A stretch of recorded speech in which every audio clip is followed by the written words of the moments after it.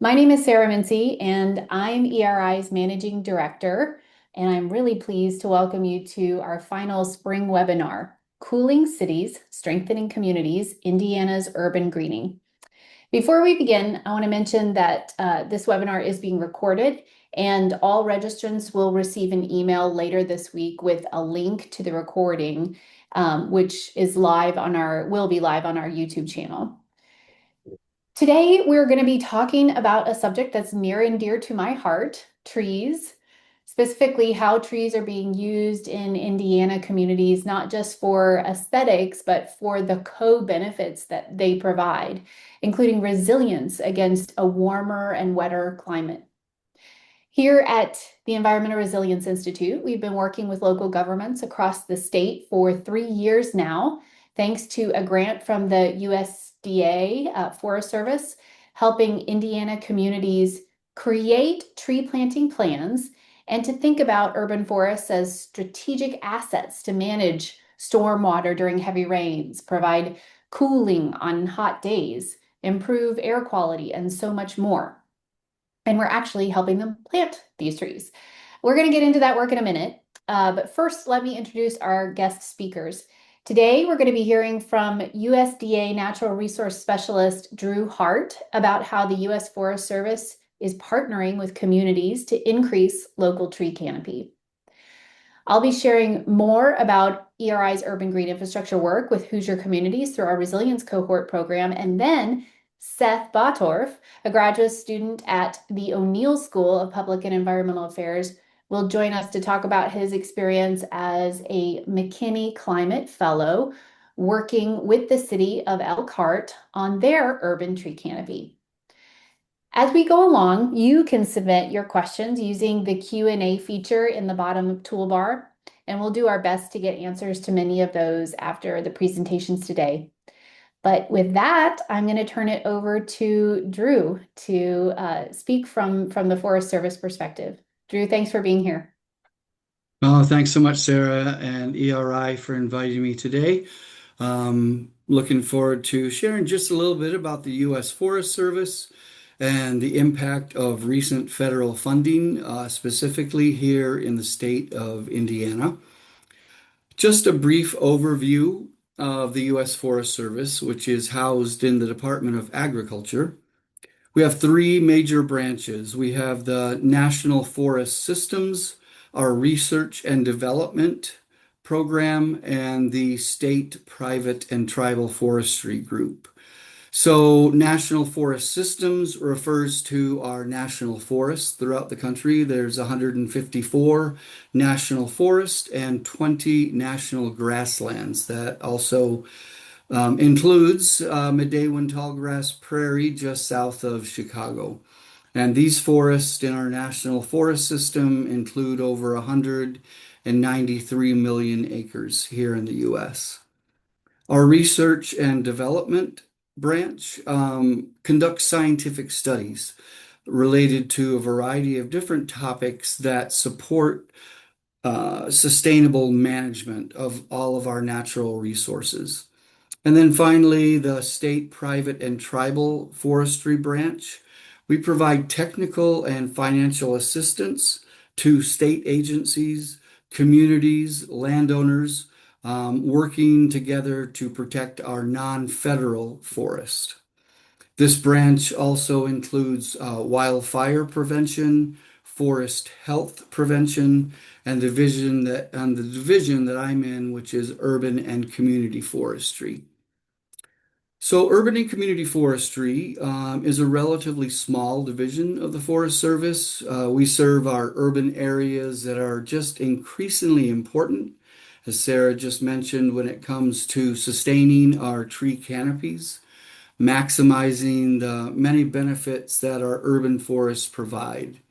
And I serve as a natural resources specialist here in the Midwest, and I live in Gary, Indiana. We can change the slide. So in 2023, our urban and community forestry program saw a substantial increase in our funding for that year. And that year over $1 billion, $1.5 billion, was allocated to hundreds of cities and towns across the country in an effort to increase tree canopy in all of our cities and towns. So in 2023, that funding was allocated for 5 years. Most of those grants were allocated in 2023 and 2024, and they'll end in 2029. So we have a few more years to assess the impact, and we want to know where this funding is being directed and how it actually is working. So the Forest Service partnered with Planet Geo and the Arbor Day Foundation to come up with a couple tools that I'd like to talk about today. So if you would Google trees at work after the presentation, this site would come up and you would have access to it. And we're going to look at the accomplishment dashboard. And we can go to the next slide. So this particular website, as I mentioned, is specific to that funding that was allocated, the 1.5 billion in 2023. It doesn't include other Forest Service funding or other funding that you might see elsewhere coming from the Forest Service or other entities. This is specific to the urban and community forestry funding that was allocated. And so what you can see here is it's across our country, and we have a variety of different variables. So on the left, you have kind of a drop-down menu that you can toggle. And then over to the right, you can see what we're trying to measure. So we're looking at, of course, basic tree planting. How many trees have been planted so far? Over 170,000 trees in the last 2 years.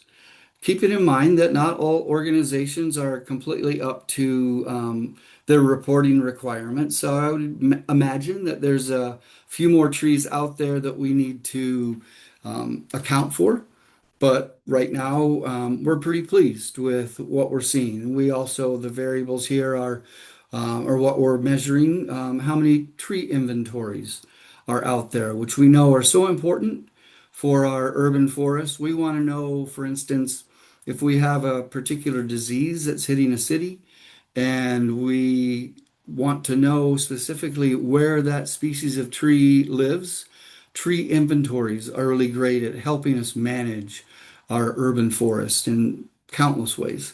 And so this funding not only provides funding for trees being planted, tree inventories, and urban forestry management plans, but it also funds hazardous tree removals.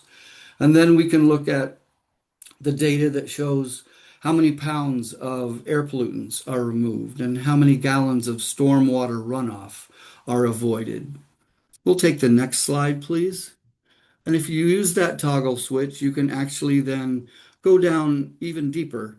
And here we're looking at the state of Indiana. So we're looking at that 2023 funding and where it went. The priority here was for communities that had low tree canopy, as well as communities that were under-resourced or particular areas of a city that were under-resourced, that we want to see the tree canopy become stronger and more thriving in those communities. So looking at that, we see that the state of Indiana, with this funding, has planted over 7,000 trees and over 100,000 trees being inventoried. And you can see the various data here that support the work. And once again, we're happy to see that work and happy to see it being actually work on the ground that is measurable. We'll take the next slide. Thank you.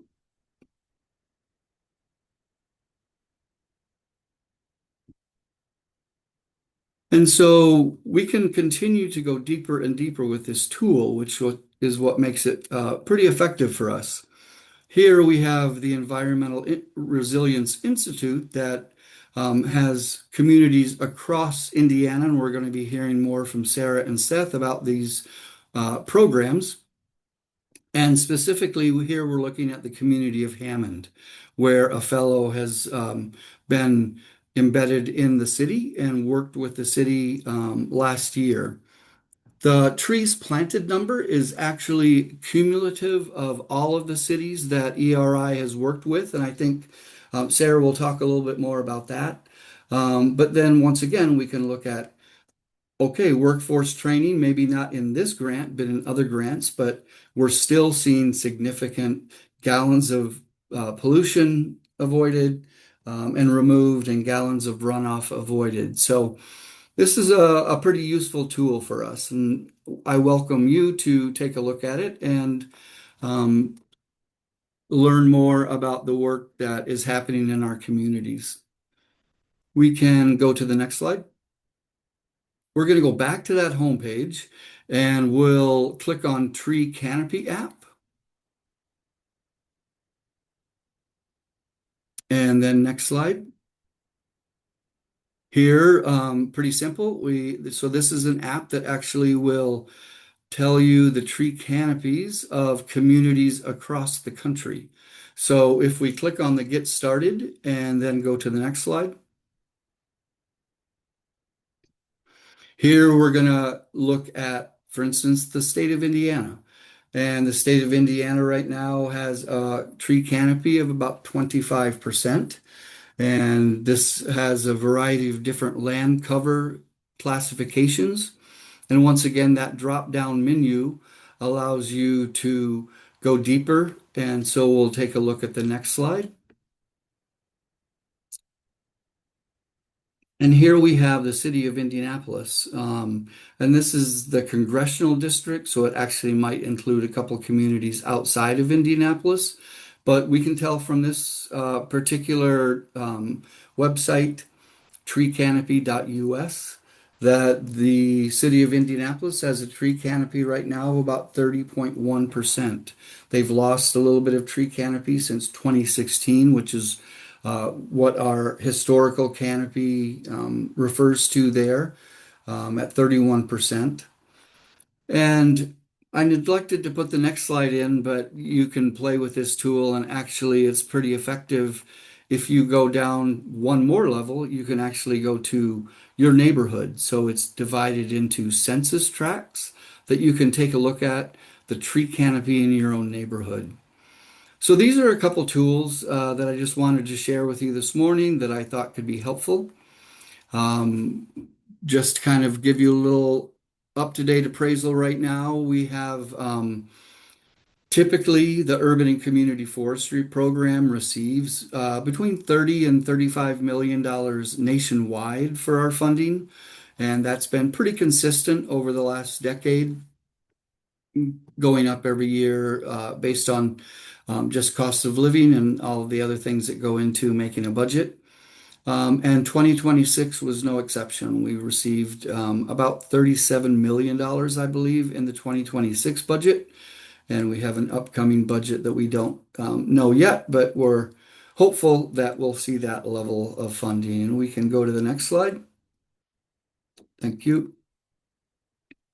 So what we realize is the importance of making connections in our communities. We can provide funding, and of course that's critical and necessary, but research has shown that communities that come out and plant trees together, work together, they're healthier, they have deeper connections with each other and with their urban forest, and ultimately the communities will be stronger and more resilient. Thanks so much for letting me share a little bit today, and I'll take the next slide. Feel free to reach out to me if you have additional questions beyond what we can answer today in the Q&A, and I look forward to hearing from you. And once again, thanks so much for the invitation. Thank you, Drew. Appreciate you being here. I'm going to dive deep now into ERI's program, which was funded by the USDA Forest Service and that $1.5 billion that Drew mentioned. And we proposed back in 2022, 2023 that we would run this UGI Resilience Cohort. UGI meaning Urban Green Infrastructure. And of course, UGI encompasses urban forests. So next slide, and I'll tell you a little bit more about our cohort and how it operates. So you have to have some background on ERI. The Environmental Resilience Institute is an institute within Indiana University, and we sit under the Office of Research.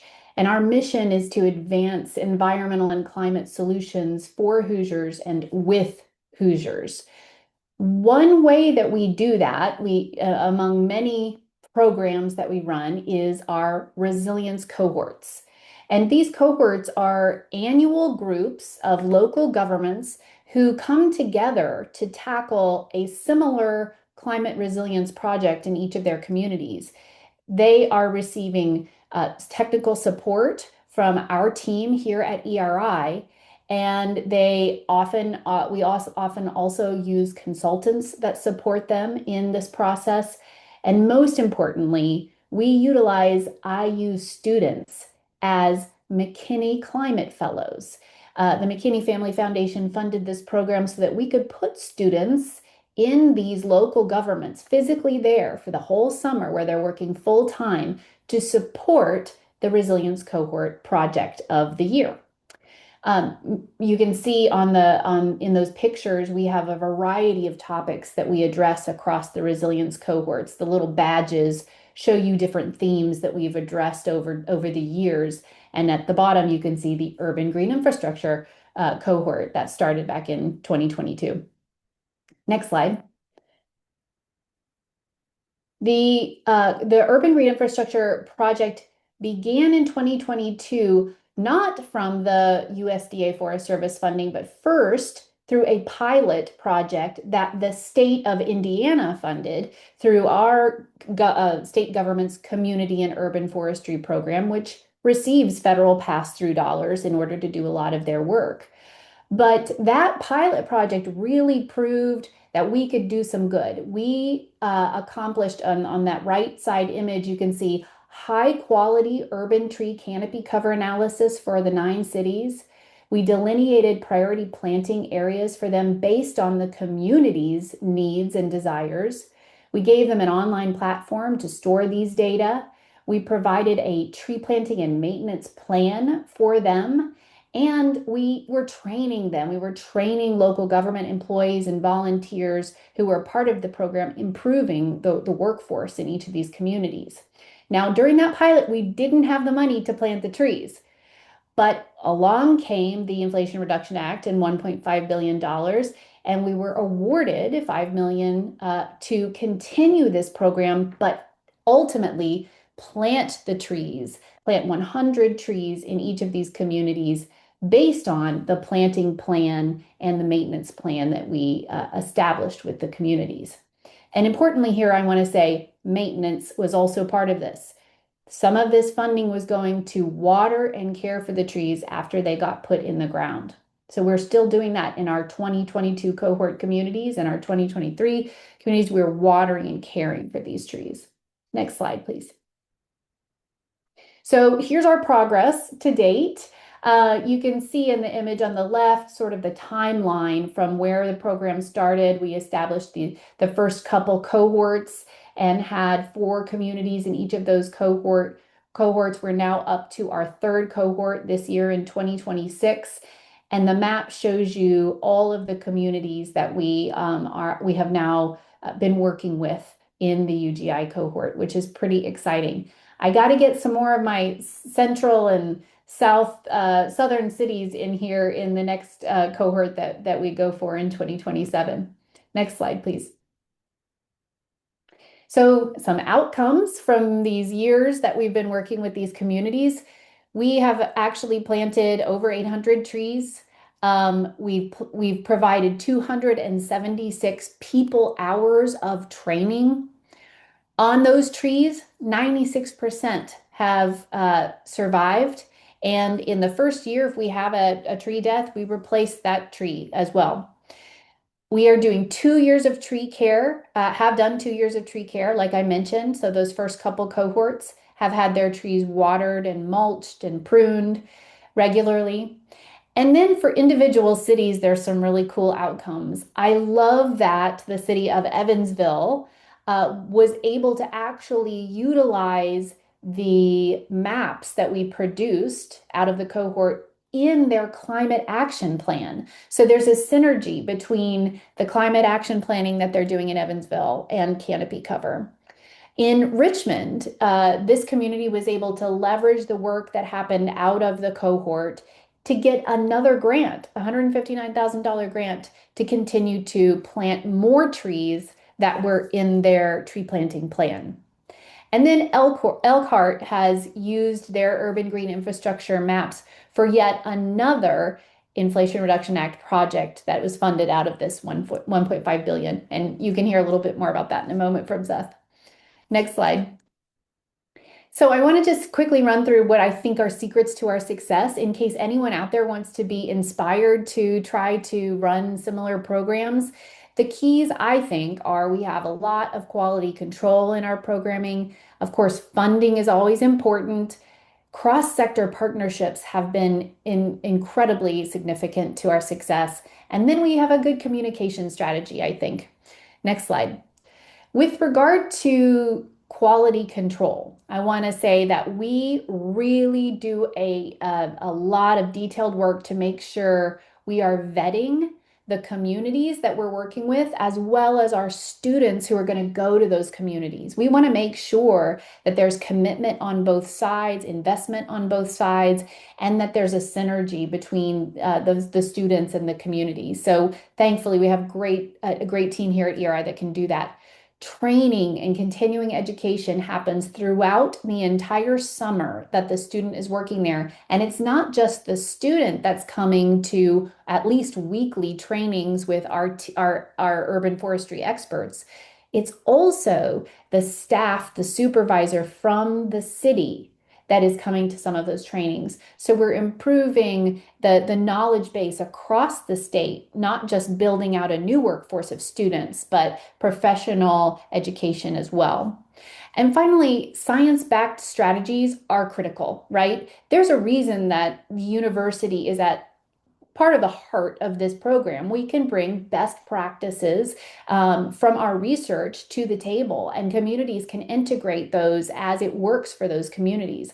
I'll give you one example. The way that we develop our priority planting plans with the communities is actually a publication from a USDA Forest Service researcher about a strategy to layer different important strategies, benefits from trees together on a map to identify the specific locations where plantings would be most effective for the community against climate change impacts and community needs, including social needs, communities that have otherwise been marginalized or not included in public services like tree plantings, right?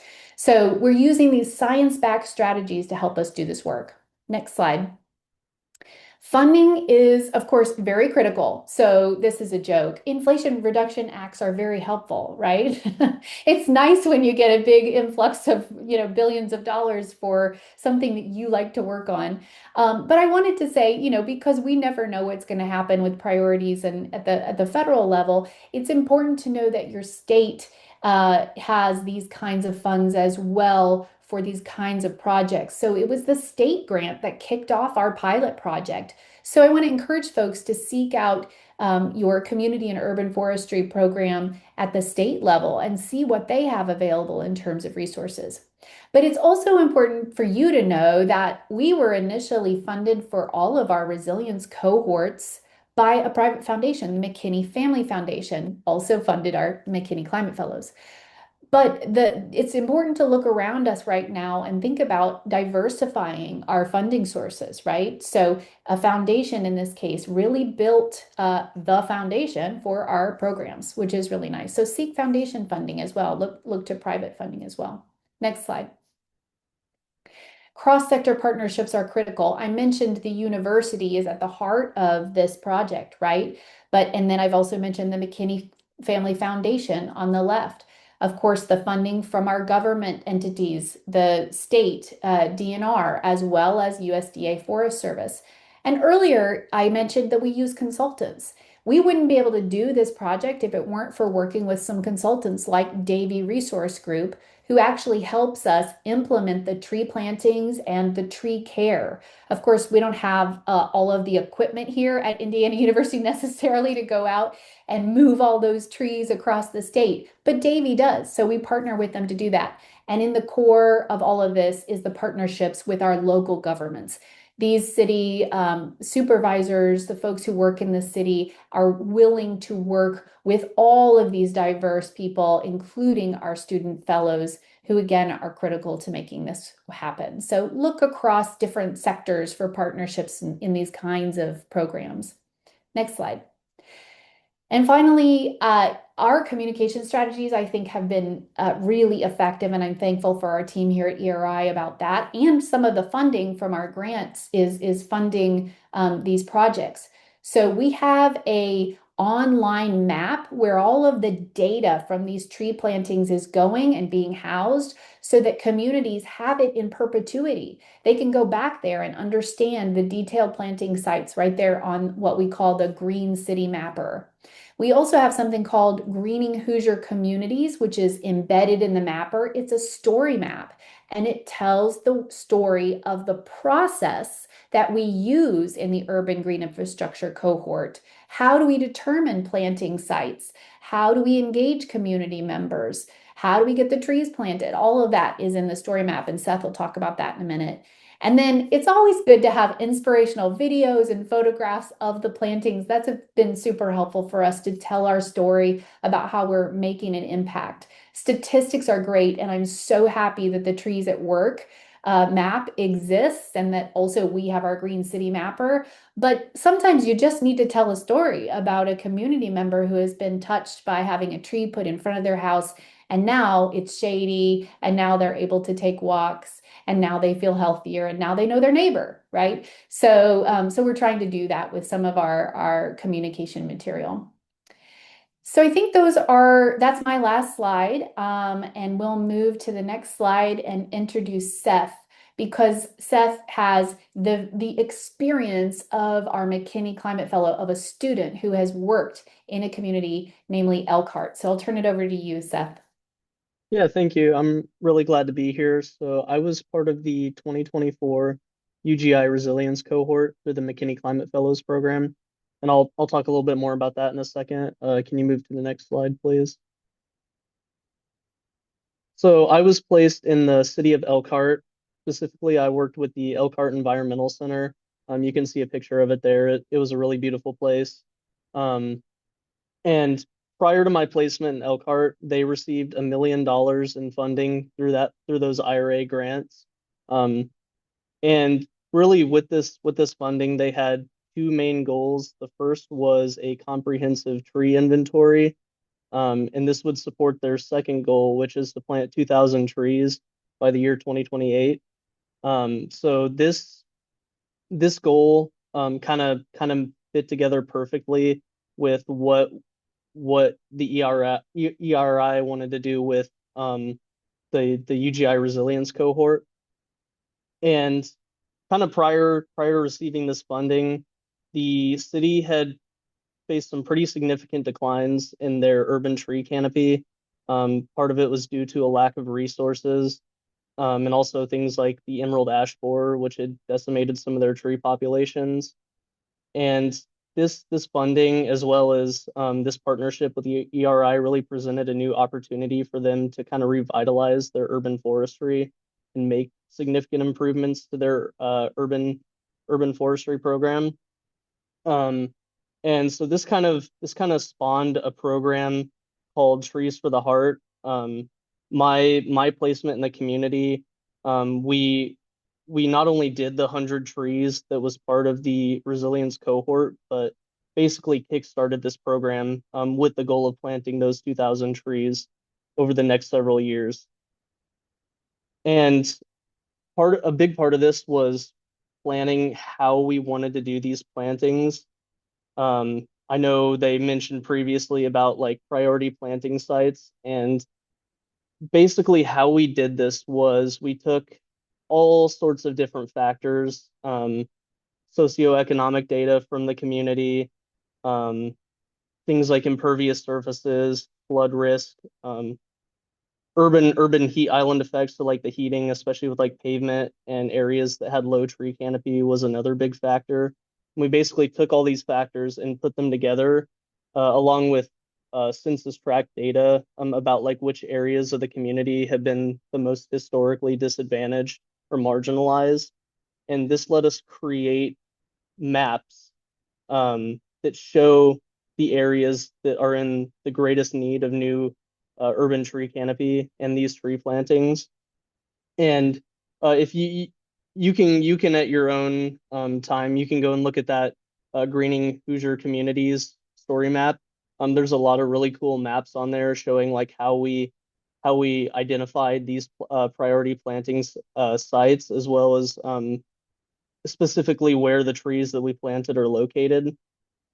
And if you'll move to the next slide, another big part of this project was community engagement. So not only did we have to identify like where we wanted to put trees and like where the community needed them the most, we also have to we have to engage with the people in the community and figure out what they need as well and what they want to see out of this project.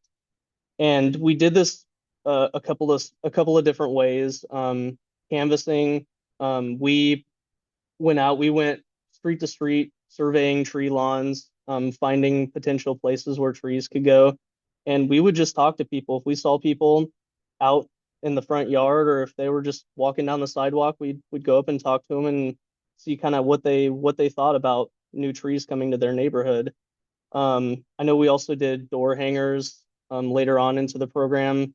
Um, and we also did tabling events. You can see in the picture there, we had a booth that we set up at the local farmers market, and we got a lot of success out of that. A lot of people went to the farmers market, hundreds of people. Um, and we also did things with local government events, excuse me, city council meetings, the state of the city address as well. Um, this was a really good place to get some engagement, especially with concerned citizens in the community, because they were already there to voice their concerns about other issues. And so this allowed us to bring attention to things that were upcoming in the community. And then we also provided information about the program through other Elkhart Environmental Center programs as well. And we also had a more hands-off approach as well with online surveys. People were able to just go on and take a brief survey, 2 or 3 questions, yes or no. Do you want a tree? Do you want a tree by your home? And if so, what kind of tree would you like? We really wanted to give people as much control and as much agency over this process as we could. An important thing to note is this was never something that we were going to force onto people. That's a really important part of this is you have to make sure that people are comfortable with these new trees being planted, especially when it comes to near their home. Um, the city did own a lot of the right of ways, a lot of the tree lawns in front of people's homes, but it wouldn't be right to come in and just start planting trees without talking to people. Because there has been a historical lack of trust, especially in communities that have been disadvantaged. They haven't been treated fairly by local governments, and there is a lack of trust. And so you have to build that trust, and you have to get their input on these things that you're going to do before you go in and make these changes. And if you'll go to the next slide, please. So from this project, we successfully planted the 100 trees. The community tree planting event was amazing. We had a really great turnout.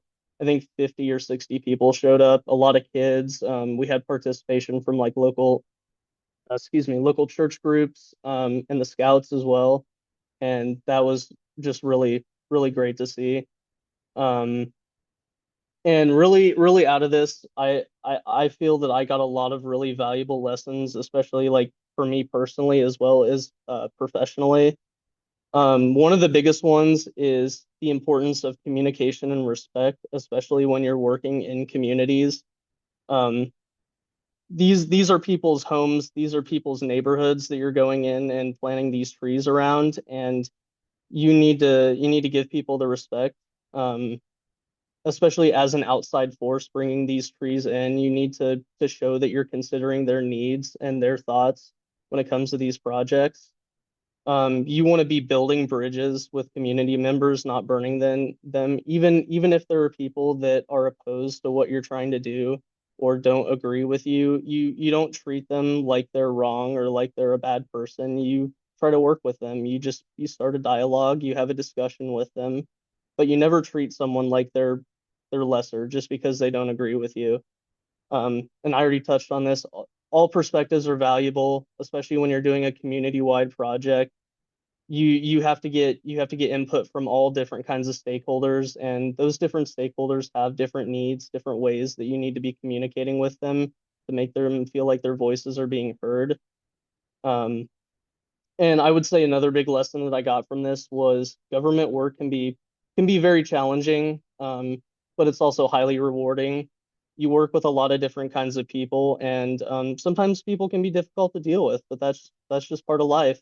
You just got to know how to you got to know how to be able to talk to people, and um, like I said, with the final result of the tree planting project, it really makes everything feel like it's worth it to see people getting out and engaging with um, these green infrastructure projects and like being excited to see these things coming into their community. It really makes all of it worth it.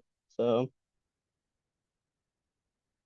I believe that is all I have. So if we want to move into the next section, Thank you, Seth. That yeah. was really great to hear from you and learn about your experience. And I love the lessons learned. I think those are all excellent.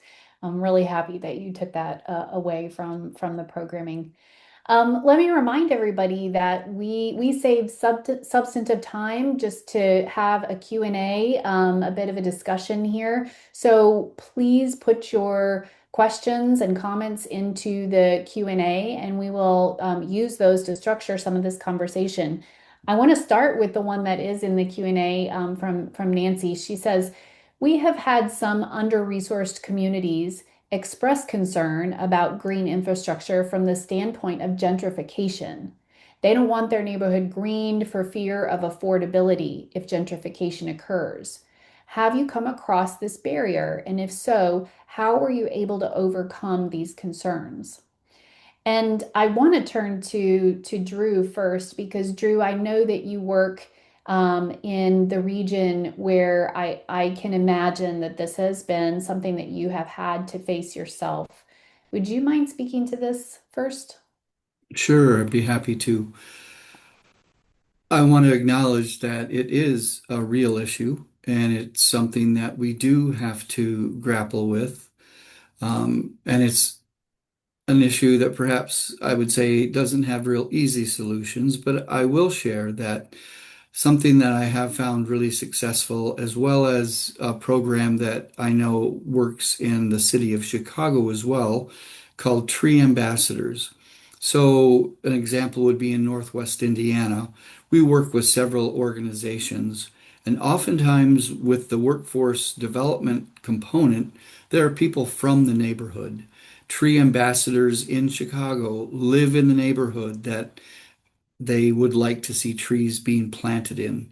So if you have neighbors reaching out to neighbors and explaining why they feel that trees will provide shade for kids walking to school, trees can provide cleaner air for the residents in that community, and emphasize the positive things that trees do provide, if they're hearing that from their local neighbors, I think it can make a real difference. I think that's one lesson that I certainly have taken from that issue. But I do, once again, want to acknowledge that that is an unfortunate development that can happen.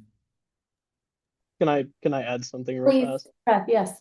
So yeah, when we were working in Elkhart, that was a big part of our strategy because if we can get even one person in a neighborhood or community to get on board with planting trees, then they're going to go out and start telling their neighbors, and they're going to tell them about what's going on, and it's going to be like a domino effect of one person after the other that starts adopting the trees. So that was a big part of our strategy when we were doing the project in Elkhart.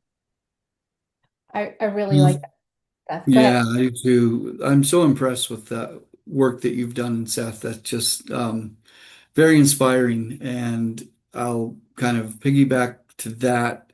I think it's really important that we find local champions. And sometimes when we're working with communities, I've heard that individual that steps up to say, yes, I would like to help you in the neighborhood be referred to as either tree ambassadors, but also tree champions, and then giving them the resources to go out to talk with their neighbors.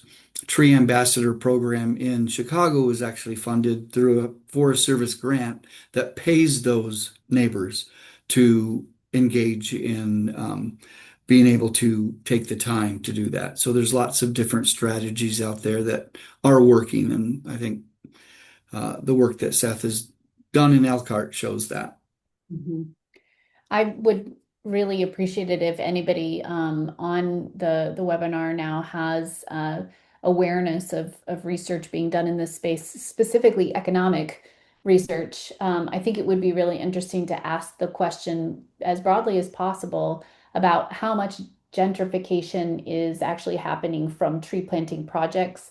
My suspicion, and I certainly haven't done the literature review here, is that tree planting projects may sometimes go hand in hand with other economic development projects, and that there might be some confounding factors that are getting tied up with tree plantings potentially. I would really like to look at that. And then also you can imagine there's the economic analysis of, but now we have shaded houses utilize less energy for heating and cooling. We have savings, right? And is there a net, impact really in the long run with some of the other co-benefits that we could get and monetize? We know we can value them. And does that offset some kind of increase in housing costs? Those kinds of studies I'm not quite aware of, and I think that that's the kind of the next questions that we need to be asking in the research community. So I would appreciate it if anybody knows about those kinds of studies to send them our way or put them in the chat. I see that Jeremy put in some interesting research from the University of Vermont, so I'll have to look that up. The topic is why people reject city trees. And maybe Jeremy, you could type in a summary of that for me, what their findings are. Without any other questions, I have a couple questions. So I wanted to ask you, Seth, what was the most challenging aspect of working in Elkhart? You don't need to name names or anything, but maybe generalize out why is working with urban green infrastructure something that is sometimes challenging. So yeah, there was definitely members in the community that were pushing back on the project, but honestly, the biggest source of challenge was within the city government itself. I won't name any names, don't worry. There were people in the city government that were really pushing back on this project, even though they had received the funding. I think it would just they had been doing things a certain way for so many years, and this just represented a really big change to the status quo that they weren't comfortable with happening.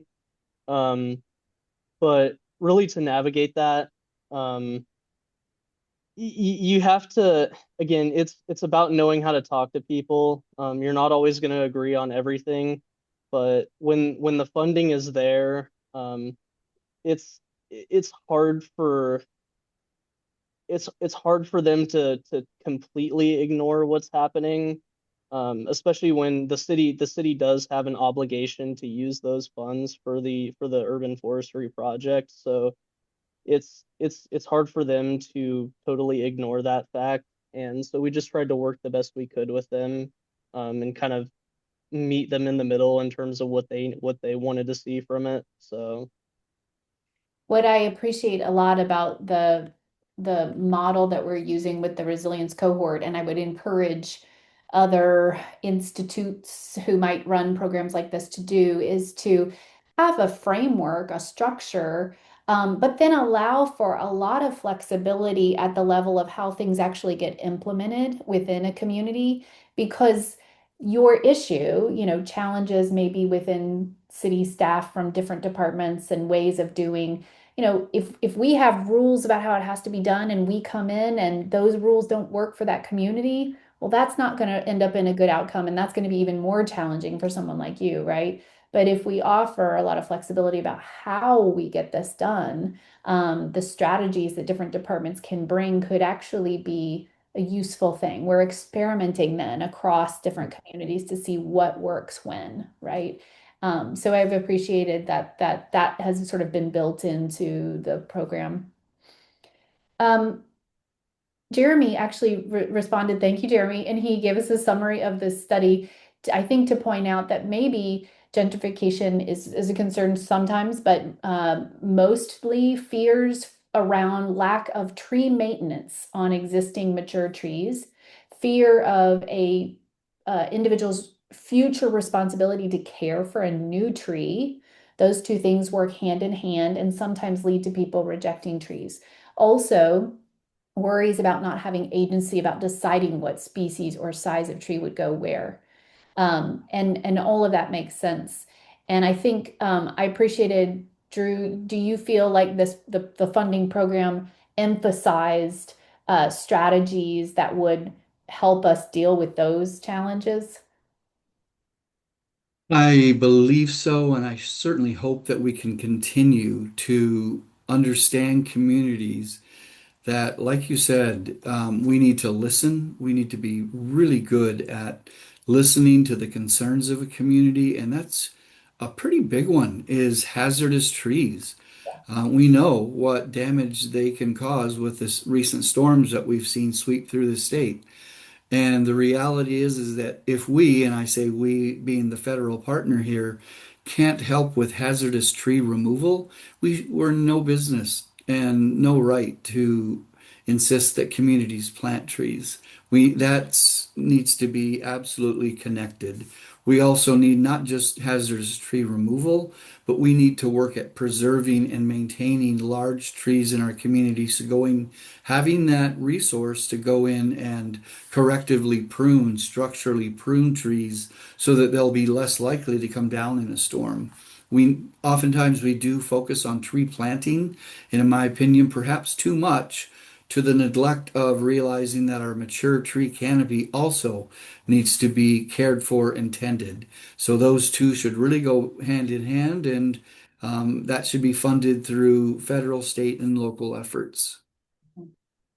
I'll just offer, I know that at least one example of a community here in Bloomington. We've just set up a fund that is useful for low income folks to get some support for hazardous tree removal on their properties, which I think is very useful. And I think that was funded by a grant that may have been a state grant or federal grant. So yeah, there are strategies to do that. I wanted to ask you, Drew, to speak a little bit more about the work opportunities in urban forestry. We talk about workforce development. That's clearly one of the outcomes of our program, one of the outcomes of the federal program, right? It's something you're interested in. It's one of the things that you're tracking on the trees at work, which, by the way, we need to correct the ERI statistic there because I think we've got workforce development happening, and I think we had it at 0 on the trees at work. So we've got to change that. Oh, But good. yeah, will you talk a little bit about really the opportunities for workforce in this space? Sure, happy to. And I think I'll focus specifically on a program that the Indiana Arborist Association is sponsoring with Forest Service funding being directed and guided through the state. And then the state has funded the Indiana Arborist Association to help develop a certified arborist apprenticeship program. We've piloted that program in Northwest Indiana with some success. And so one of the challenges that we face in our region is that we have quite a number of communities that don't have certified arborists on their city staff. And we also have a good number of tree care companies that don't have certified arborists. So recognizing that need, we put a coalition together of a group of us that got together on that collective impact model. Everyone around the table is equal. We all work together to create that mission to help create a program. And we've been able to do that. Now that program is going to be eventually statewide. It's now going to be offered in Marion County this year, and with the hopes that every community will be able to benefit from this program. The program involves having a certified arborist, our journey worker, as it's called within the Department of Labor, because this is a Department of Labor program, make a certain wage. And you make a certain wage, and I believe it starts at $17 or $18 an hour, and then you have to continually receive raises every 6 months. It's a 3-year program, and by the end of that program, that you're paid all the way through, we support you in providing educational materials. We provide all of the PPE, the work gear that you need.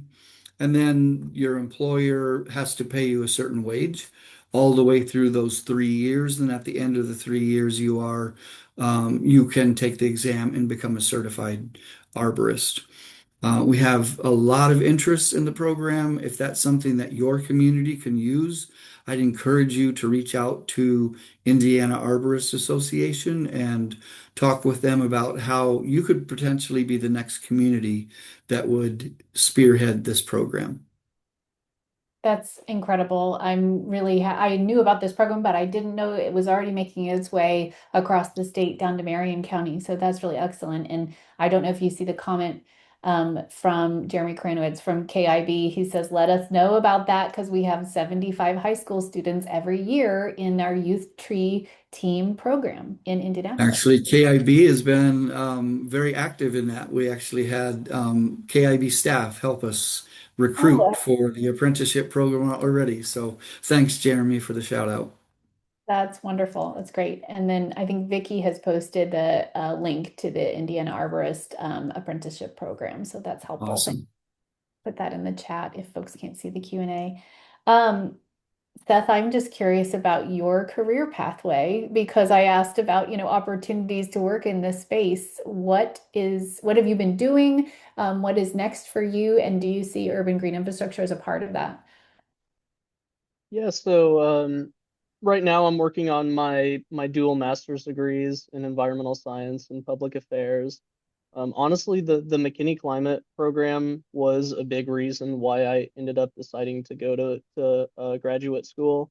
Because before I didn't really have any plans to do it, but then I got kind of a taste for that, especially local and state government kind of setting, and I knew that was something that I kind of wanted to pursue after I did my school. Um, so in terms of what I'm currently doing this summer, I'm going to be working with the city of Zionsville, my hometown. I'm going to be doing natural resource work through the local government, and they actually just opened a new nature preserve. I think it's about 215 acres. So we're going to be doing a lot of outreach, a lot of different programming for that. So I'm really excited about that. And looking to the future, when I finish my current program, like I said, I'm really hoping to get into either that local or state government setting, maybe federal eventually, depending on where the priorities of the federal government end up.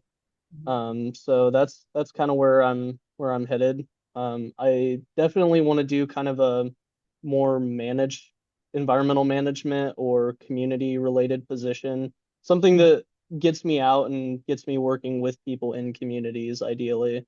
So. Mhm.